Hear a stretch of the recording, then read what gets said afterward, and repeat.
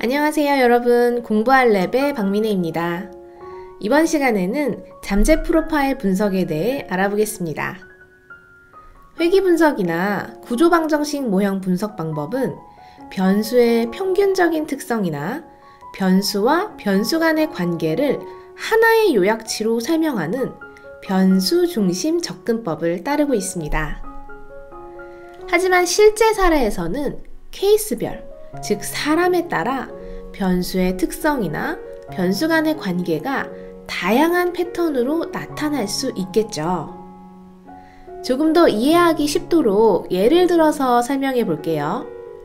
먼저 변수 중심 접근법을 살펴보겠습니다. 학업 동기가 학업 성취도에 정적인 영향을 준다고 가정한 연구 모형이 있다고 생각해 보겠습니다. 학업 동기와 학업 성취도의 관계는 사람에 따라서 다양하게 나타날 수 있어요. 하지만 이 접근법에서는 단 하나의 대표값으로 요약해서 설명하게 됩니다. 즉, 둘 간의 관계가 정적인 관계라면 학업 동기가 높은 학생이 학업 성취도가 높고 학업 동기가 낮은 학생이 학업 성취도도 낮다 라고 해석할 수 있는 거죠. 이러한 분석 방법이 변수와 변수 간의 관계가 중심이 되는 변수 중심 접근법이라고 합니다. 이때 학업 동기의 하위 요인에서 나타날 수 있는 다양한 패턴은 중요한 관심사가 되지 않습니다. 학업 동기를 구성하는 잠재 변수의 모습을 살펴보면 학업 동기라는 잠재 변수가 관찰 변수를 일정한 영향력으로 설명한다고 가정하고 있습니다.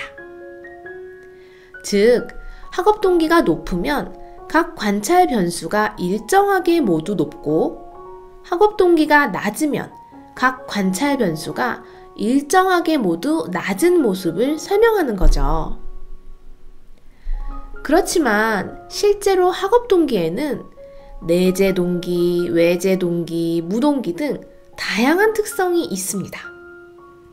그리고 또 내재 동기는 높지만 외재 동기와 무동기는 낮은 사람이 있을 수도 있고 내재 동기는 낮지만 외재 동기와 무동기는 높은 사람, 무동기만 높은 사람 등 다양한 사람이 있을 수 있죠. 이렇게 다양한 특성을 나타내는 사람들을 비슷한 특성을 지닌 사람끼리 집단을 나누어 볼 수 있습니다.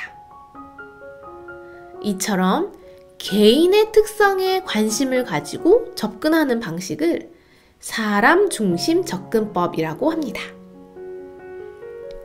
비슷한 특성을 지닌 사람을 분류해서 몇 개의 집단으로 구분하고 분류의 질을 평가할 수 있는 분석이 바로 잠재 프로파일 분석입니다. 잠재 프로파일 분석은 관찰 변수에서 나타나는 패턴을 확인해서 몇 개의 프로파일, 즉 하위 집단을 구성하게 되는데요. 잠재 프로파일 분석의 기본 연구 모형은 다음 그림과 같습니다. 이렇게 구분된 집단의 경우 집단에 따라 학업 성취도나 학습 태도 등 특정 결과 변인이 각각 집단에 따라 다르지 않을까 가정해 볼 수도 있습니다. 또 이런 잠재 프로파일을 예측하는 변인이 무엇인지 궁금해하고 또 생각해 볼 수도 있겠죠. 즉, 이 기본 모형을 바탕으로 잠재 프로파일 분류를 예측하는 예측 변인을 투입할 수도 있고 잠재 프로파일별 결과 변인의 차이를 파악하는 결과 변인을 투입할 수도 있습니다. 그리고 다수준 자료를 활용한 다층 잠재 프로파일 분석 등 이 기본 잠재 프로파일 모형을 다양하게 확장해서 사용할 수가 있습니다. 이번 시간에는 잠재 프로파일의 기본 모형에 대해서 살펴보았는데요. 다음 시간에는 M+를 활용해서 잠재 프로파일 모형을 구성하고 또 최적의 프로파일 수를 도출하는 방법에 대해서 실습해 보겠습니다.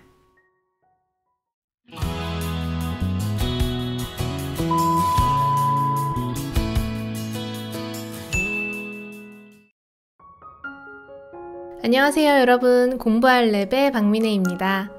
오늘은 본격적으로 잠재 프로파일 분석을 시작해 보려고 합니다. 잠재 프로파일 분석을 위해서 M+와 데이터 파일을 모두 준비해 주세요. 저는 실습용 데이터를 위해서 한국교육종단연구 교육용 데이터를 활용하였습니다. 한국교육종단연구 교육용 데이터를 다운받는 방법은 링크에 적어둘 테니 참고하셔서 다운로드를 받으시면 되겠습니다. 자, 그럼 데이터가 준비되었다고 생각을 하고 데이터를 먼저 살펴보도록 할게요. 분석을 하기 전에 가장 먼저 준비해야 되는 것이 바로 데이터겠죠? 데이터 파일이 어떻게 구성되어 있고 또 클리닝이 잘 되어 있는지 등을 확인하고 분석에 들어가야 올바른 결과값을 얻으실 수 있습니다. 다운받은 교육용 데이터 폴더에는 코드북과 데이터 파일이 들어있는데요. 먼저 코드북을 열어보면 데이터가 어떤 구조로 저장되어 있는지 파악할 수 있습니다. 변수명과 변수에 대한 설명, 값, 문항번호 등이 정리되어 있는 것이 보이시죠? 여러분이 M+를 활용해서 분석을 하게 될 때 명령문을 작성하게 되는데요. 이 코드북을 열어놓고 참고를 하면서 작성을 하게 되면 편리하게 명령문을 작성하실 수 있습니다.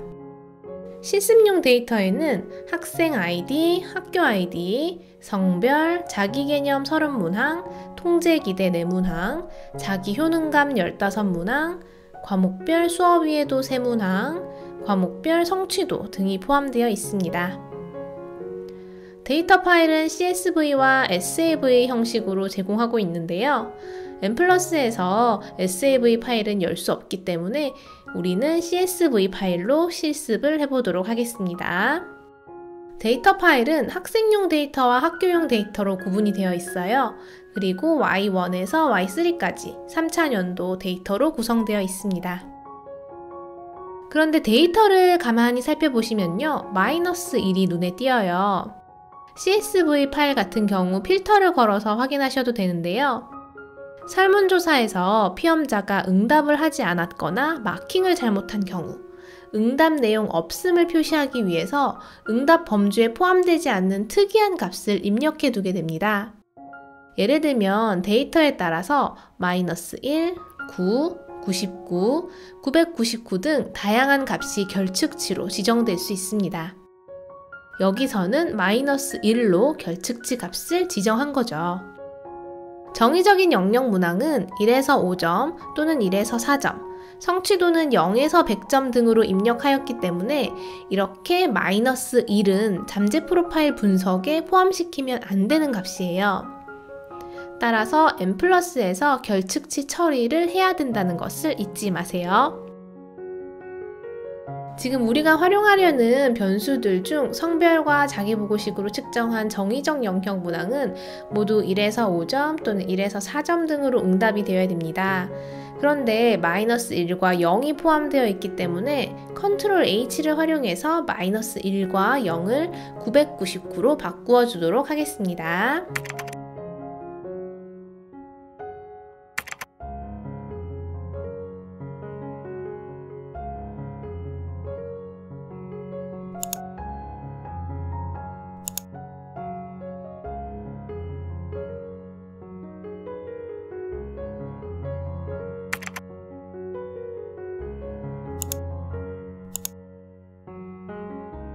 저는 지금 결측치의 값을 999로 바꾸었는데요. 이 값은 여러분이 정하면 됩니다.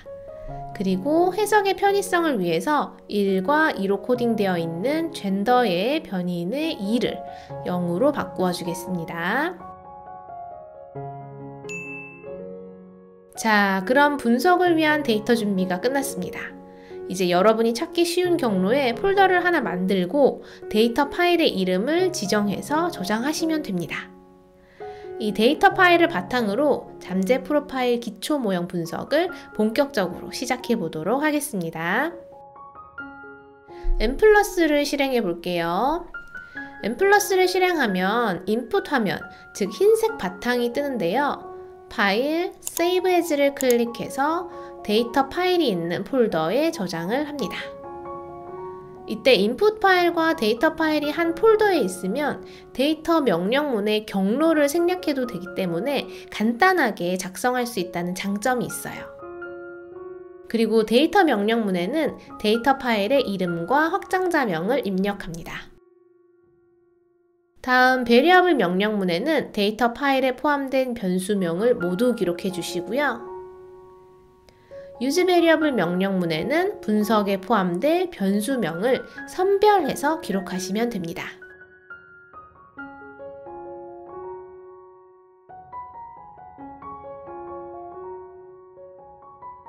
missing 명령문에는 결측치로 지정한 999를 모든 변수에 적용하고요.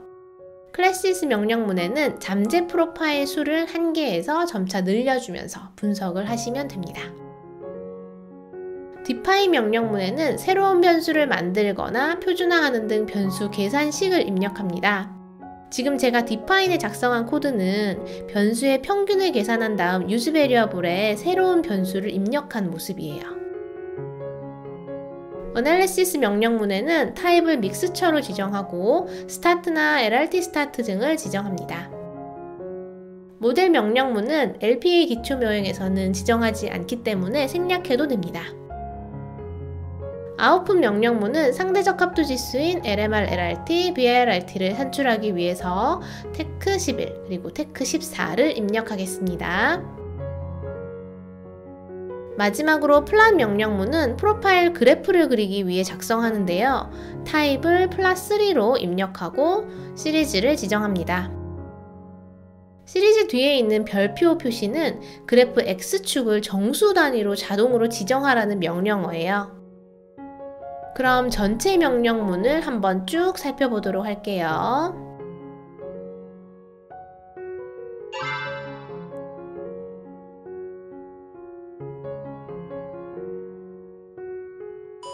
이제 분석을 실행해 보겠습니다.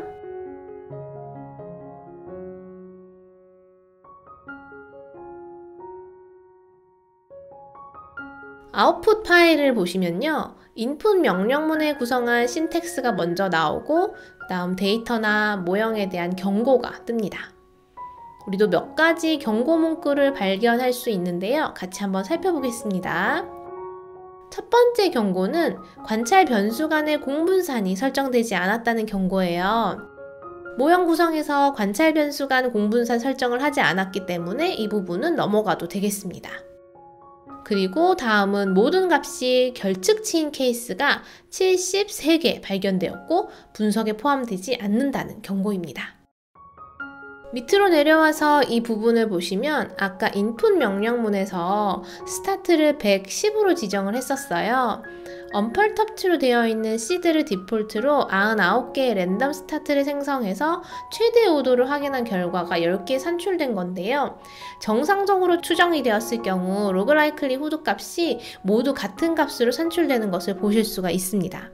그런데 만약 정상적으로 추정이 되지 않았을 경우에는 이런 경고가 나타나게 됩니다. 그렇기 때문에 모형을 새로 구성하시거나 또는 랜덤 스타트를 증가시키시면서 추정이 정상적으로 되는지를 확인해야 됩니다. 이제 적합도 지수를 살펴보도록 할게요. 잠재 프로파일 분석에서는 집단의 수를 달리하면서 이렇게 여러 가지 적합도 지수들을 비교하게 되는데요. 여러 적합도 지수들을 비교해서 가장 적합한 집단의 수를 선정하게 됩니다. 적합도 지수에는 정보지수, 분류의 질, 상대 적합도 지수 등이 있습니다. 하나씩 살펴보도록 할게요. 먼저 정보지수입니다.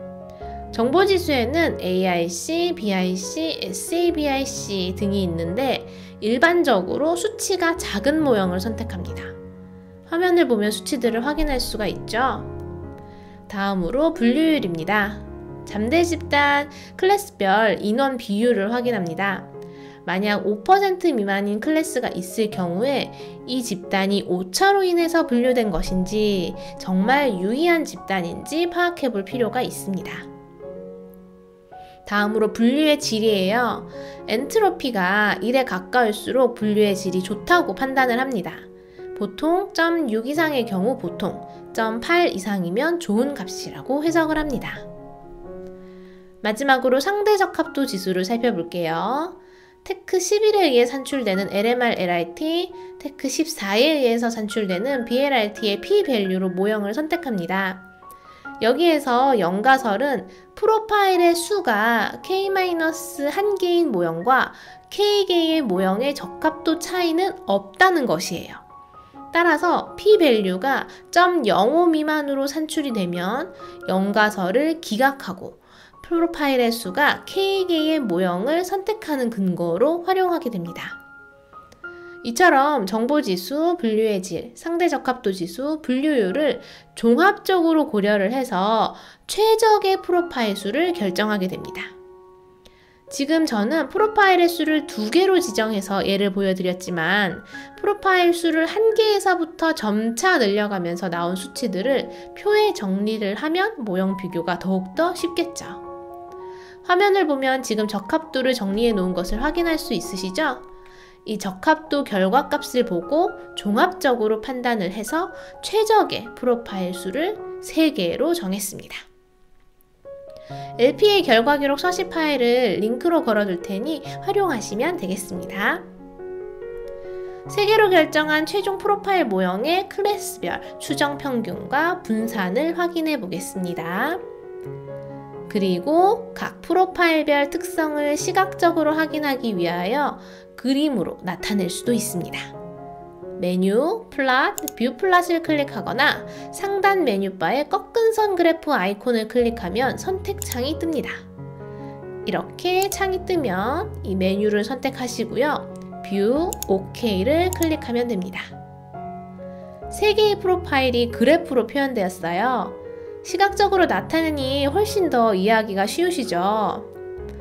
여기서 X축의 값은 우리가 0부터 3까지 지정한 변수의 값이고요. Y축은 각 클래스의 변수별 추정 평균을 의미합니다. 오늘은 이렇게 잠재 프로파일의 기본 모형을 분석하는 방법에 대해 다루어 보았습니다. 다음 영상에서는 잠재 프로파일 분류를 예측하는 독립 변수가 포함된 모형을 다루어 보려고 합니다.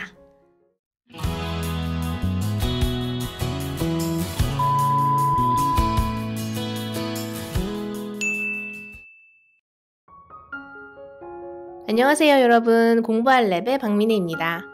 오늘은 M+를 활용한 잠재 프로파일 분석 3번째 시간인데요. 예측 변수 투입 모형에 대해서 살펴보도록 하겠습니다. 오늘 내용에 들어가기에 앞서 잠재 프로파일 분석과 잠재 계층 분석 용어에 대해 잠시 먼저 설명을 드리려고 합니다. 비슷한 분석인 것 같긴 한데 어떤 논문에서는 잠재 프로파일 분석, 또 다른 논문에서는 잠재 계층 분석이라고 부르는 것을 보셨을 거예요. 보통 연속형 변수의 패턴을 확인하기 위한 분석을 잠재 프로파일 분석, 이분형 변수의 패턴을 확인하기 위한 분석을 잠재 계층 분석으로 부르고 있습니다. 하지만 이 둘을 구분하지 않고 분석 결과를 전체 연구 대상의 공통적인 특성으로 해석하던 방식에서 벗어나 비슷한 특성을 지닌 하위 집단이 있을 수 있다는 것을 파악하기 위한 분석 방법으로 잠재 프로파일 분석이다 라고 부르기도 합니다.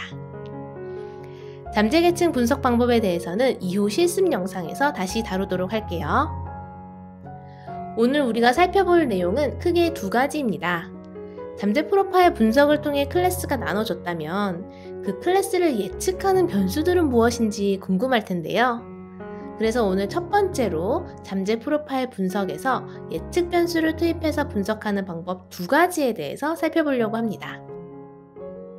먼저 잠재 프로파일 기초 모형 분석을 통해 도출된 클래스를 별도의 파일로 저장해서 SPSS 등 통계 프로그램으로 분석하는 방법이 있습니다. 다음으로 3스텝 방법을 적용해서 M+ 내에서 예측 변수의 영향력을 확인하는 방법이 있습니다. 그럼 첫 번째 방법부터 살펴보도록 할게요. 오늘 영상에서는 지난 시간에 실습한 기초 모형 명령문을 바탕으로 예측 변수 투입 명령문을 구성할 예정입니다. 데이터 준비와 기초 모형 구성은 이전 영상을 참고해주세요. 첫 번째 방법은 클래스를 별도 파일로 추출을 해서 분석하는 방법이라고 말씀드렸었죠. 이 방법은 데이터를 저장하는 명령문을 사용해서 클래스를 추출한 다음 별도의 통계 프로그램에서 분석하는 방법이에요. 기초 모형을 분석할 때 케이스별로 각 클래스에 포함될 확률이 계산되는데요.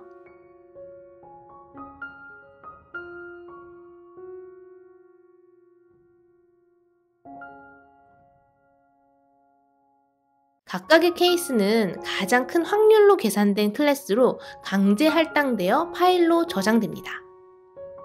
각 클래스에 속할 확률이 높다는 것이기 때문에 강제 할당되어 저장된 클래스는 분류 오류를 지니게 됩니다. 이때 클래스는 명목형 변수입니다. 따라서 만약 클래스 수가 2개이고 예측 변수가 연속형일 경우에는 로지스틱 회귀 분석, 클래스 수가 3개 이상이고 예측 변수가 연속형일 경우에는 다항 로지스틱 회귀 분석을 실시해서 예측 변수의 영향력을 확인합니다. 또 예측 변수가 명목형 변수일 경우에는 카이스퀘어 검정을 통해 비율 차이를 확인하시면 됩니다. 이렇게 클래스 변수를 따로 저장해서 별도의 분석 프로그램으로 분석하는 방법의 장점과 단점에는 무엇이 있을까요? 장점으로는 예측 변수의 영향력을 파악할 때 우리에게 다소 익숙한 통계 분석 방법인 로지스틱 회귀 분석이나 카이스퀘어 검정 등을 사용할 수 있다는 점이에요. 그렇지만 아까 제가 잠시 말씀드렸듯이 잠재 프로파일 분석을 통해 도출된 클래스별 분류 오류를 고려하지 못하기 때문에 모수 추정의 오차가 발생할 수 있다는 그런 문제가 있습니다. 그래서 최근에 많이 사용하는 방법이 바로 두 번째 방법인 3스텝 방법이에요. 이 방법은 잠재 프로파일 분석에서 도출된 클래스별 분류 오류를 고려해서 예측 변수의 영향력을 추정하는 방법입니다. 3스텝 방법도 크게 두 가지로 자동으로 3스텝을 진행해서 모수를 추정하는 방법과 매뉴얼 방법이 있습니다. 3스텝 방법에 대해서는 다음 영상에서 또 자세하게 다루도록 하고 오늘은 3스텝 방법의 장단점을 먼저 살펴보도록 할게요. 장점으로는 아까 앞선 방식과는 달리 클래스별 분류 오류를 고려해서 예측 변수의 영향력을 추정하기 때문에 모수 추정이 정확하다는 것입니다. 그렇지만 M+ 사용에 익숙하지 않을 경우에는 이 분석 방법을 이해하고 적용하는 것이 조금은 어려울 수 있다는 단점도 있겠죠. 그럼 앞서 설명드린 두 가지 방식 중 첫 번째 방식, 즉 잠재 프로파일 분석을 통해 도출된 클래스를 별도 파일로 저장을 해서 분석하는 방법을 직접 실습해 보도록 하겠습니다. 데이터 분석을 위해서 M+를 준비해 주세요. 그리고 저와 함께 클래스를 별도 파일로 저장할 명령문을 구성해 보겠습니다. 새로 저장되는 파일에 잠재 프로파일 도출에 사용한 변수 외에 나머지 변수도 포함시키기 위해서 use variable 아래에 저처럼 이렇게 명령문을 입력해 주세요. 여기서 SID, SCHID, gender는 실습에 사용한 변수명이에요. 그렇기 때문에 각자 데이터에 맞는 id명 그리고 예측 변수명을 입력하시면 됩니다. 또 데이터 파일에 예측 변수로 사용할 변수가 있으면 여기에 함께 입력을 하시면 됩니다. 제가 여기서는 예측 변수만 말씀을 드렸는데 만약 종속 변수를 투입한 모형을 분석하고 싶으시다면 종속 변인으로 사용할 변수도 여기에 입력을 하시면 됩니다. 마지막으로 도출된 클래스를 별도의 파일로 저장하기 위해서 기초 모형 명령문 맨 아래 명령문을 추가해 보겠습니다. 데이터 포맷은 SAV 파일, DAT 파일, TXT 파일 등 다양한 데이터 포맷으로 저장할 수 있는데요. 보통 데이터 가공이 쉽고 다시 M+에서 열기도 편리해서 CSV 파일로 저장을 많이 합니다. 또는 SAV 파일로 저장을 해서 SPSS 프로그램으로 바로 분석을 하시는 것도 좋습니다. 여러분이 편한 파일을 선택해서 저장을 해주시고요. 이렇게 완성된 명령문을 실행하게 되면 별도의 파일이 저장된 것을 확인하실 수가 있습니다. 오늘은 잠재 프로파일 분석에서 예측 변수를 투입하기 위한 방법에 대해서 살펴보았는데요. 오늘도 유익한 시간 되셨나요?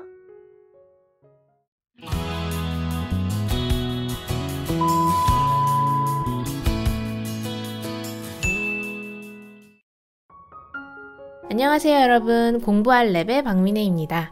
오늘은 M+를 활용한 잠재 프로파일 분석 네 번째 시간인데요. 예측 변수 투입 모형 분석을 위한 3스텝 방법에 대해 알아보겠습니다. 실습에 앞서 지난 시간에 말씀드린 예측 모형 분석 방법에서 주로 활용하는 두 가지 방법에 대해 다시 한번 살펴보겠습니다.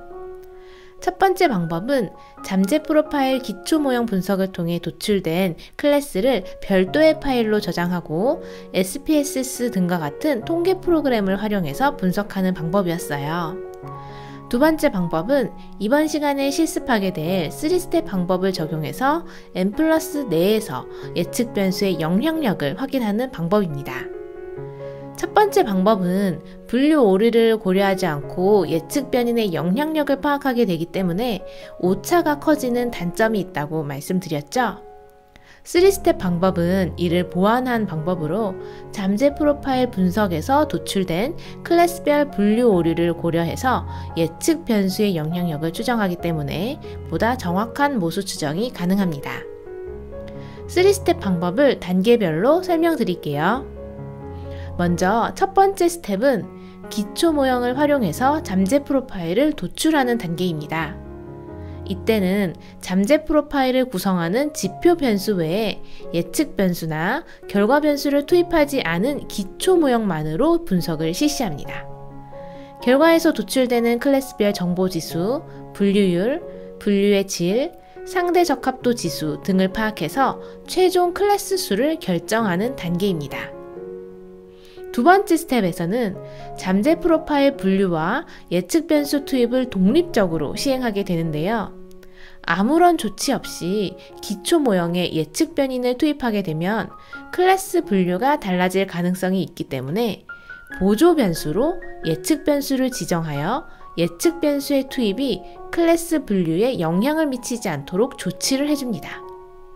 이런 상태로 각 샘플이 소속될 가능성이 가장 높은 클래스를 추정하게 되는 거예요. 다만 이 단계는 명시적인 결과를 도출하는 단계는 아니기 때문에 별도로 논문에 진술하지는 않습니다. 세 번째 스텝에서는 분류 오류를 고려한 상태에서 예측 변수의 영향력을 확인하게 됩니다. 예측 변수가 잠재 프로파일 분류에 미치는 영향력을 로지스틱 회귀계수와 오즈비로 확인합니다. 이번 영상에서도 지난 시간에 실습한 기초 모형 명령문을 활용하여 예측 변수 투입 명령문을 구성할 예정이므로 데이터 준비와 기초 모형 구성은 이전 영상을 참고해주세요.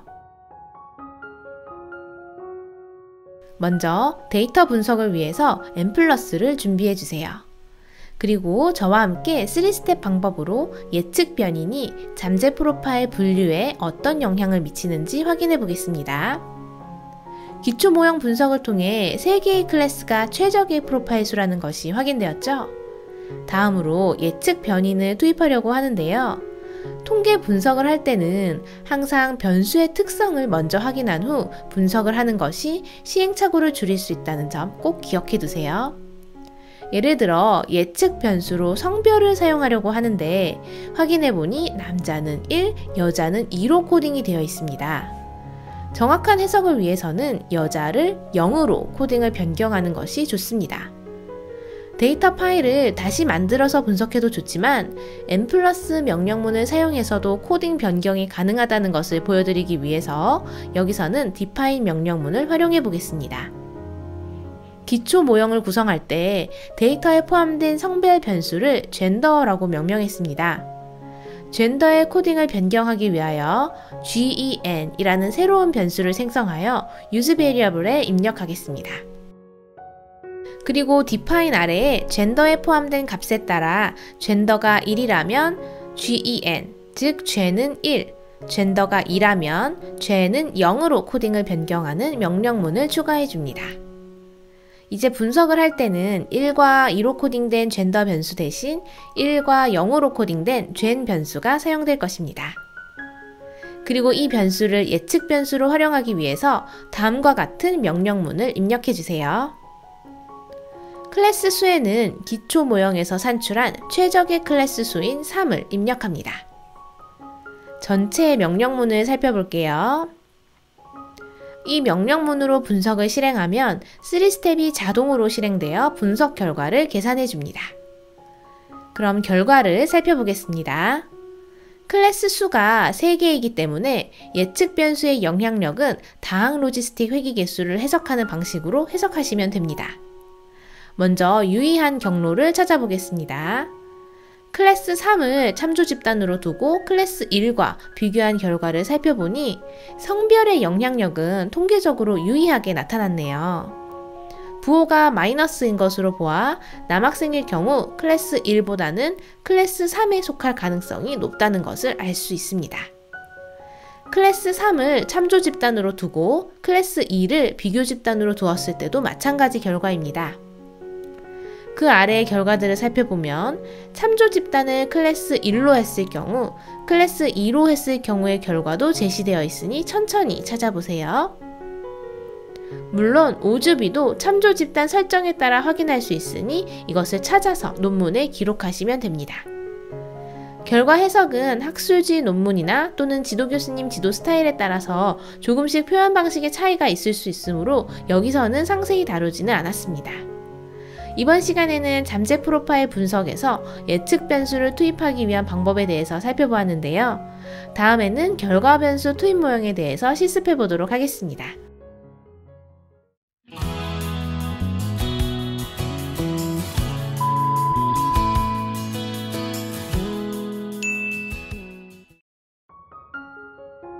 안녕하세요 여러분, 공부할 랩의 박민혜입니다. 오늘은 M+를 활용한 잠재 프로파일 분석 마지막 시간인데요. 결과 변수 투입 모형 분석을 위한 3스텝 방법에 대해서 알아보겠습니다.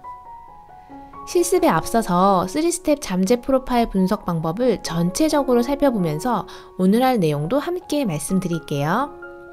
첫 번째 단계에서는 관찰 변수만으로 이루어진 기초 모형 분석을 실시해서 최종 클래스 수를 결정하는 단계였습니다.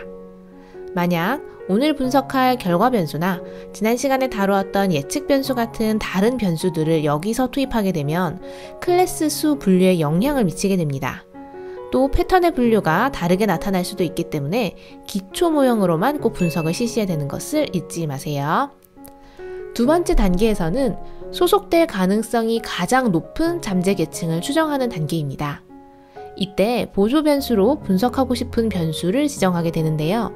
오늘 같으면 결과 변수를 보조 변수로 지정해서 결과 변수가 클래스 분류에 영향을 미치지 않도록 하는 거죠. 보조 변수를 지정하는 명령문에 3스텝 방법을 적용하시면 됩니다. 내용이 잘 기억나지 않으시는 분들은 이전 영상을 꼭 참고하시기 바랍니다. 다음 마지막 세 번째 단계죠. 마지막 결과 변수 투입은 이 세 번째 단계에서 이루어집니다. 지난 시간에 예측 변수를 투입했었는데요. 오늘의 주제는 결과 변수이기 때문에 예측 변수를 투입하는 대신에 결과 변수를 이 모형에 투입하는 거죠. 결과 변수 투입 모형에 사용하는 대표적인 3스텝 방법으로는 DU 3스텝, DE 3스텝, 그리고 BCH 방법이 있습니다. 간략히 세 가지 방법의 특징을 적어두었으니 영상을 잠시 멈추시고 확인해 보시면 되겠습니다. 이 방법들은 결과 변수가 연속형 변수일 때 사용이 가능하고 결과 변수가 범주형 변수일 때는 DCAT 방법을 사용할 수 있습니다. 이번 실습에서는 BCH로 연속형 결과 변수를 투입한 모형을 분석해 보겠습니다. 이번 영상에서도 지난 시간에 실습한 기초 모형 명령문을 활용해서 결과 변수 투입 명령문을 구성할 예정입니다. 데이터 준비와 기초 모형 구성은 이전 영상을 참고해 주세요. 데이터 분석을 위해서 M+를 준비해 주세요. 그리고 저와 함께 3스텝 방법으로 잠재 프로파일 분석을 통해 도출된 클래스별로 결과 변수의 평균에 차이가 있는지 확인해 보겠습니다. 먼저 기초 모형 분석을 통해 3개의 클래스가 최적의 프로파일 수라는 것이 확인이 되었는데요. 다음으로 결과 변수를 투입해 보겠습니다. 데이터 파일에 포함된 국어, 영어, 수학 성취도를 학업 성취도라는 하나의 변수로 변환해서 사용해 보려고 합니다. 새로 구성한 학업 성취도 변수를 추가하기 위해서는 ACH라는 변수를 저는 새로 만들려고 해요. 그래서 이 use variable에 새로운 변수 ACH를 추가하도록 하겠습니다. 그리고 define 아래에 국어, 영어, 수학 성취도의 평균으로 이 ACH를 구성하는 명령문을 추가해 주겠습니다. ACH를 결과 변수로 활용하기 위해서 다음과 같은 명령문을 입력해 주세요. 클래스 수에는 기초 모형에서 산출한 최적의 클래스 수인 3을 입력하겠습니다. 그럼 전체 명령문을 살펴보겠습니다. 이 명령문으로 분석을 실행하면 3스텝이 자동으로 실행되어 분석 결과를 계산해 줍니다. 그럼 분석 결과를 살펴볼게요. 클래스별 결과 변수의 평균 차이를 산출한 내용은 다음과 같습니다. 두 클래스씩 짝지어 비교해서 유의한 차이가 나타나는 클래스가 있는지 찾아봅니다.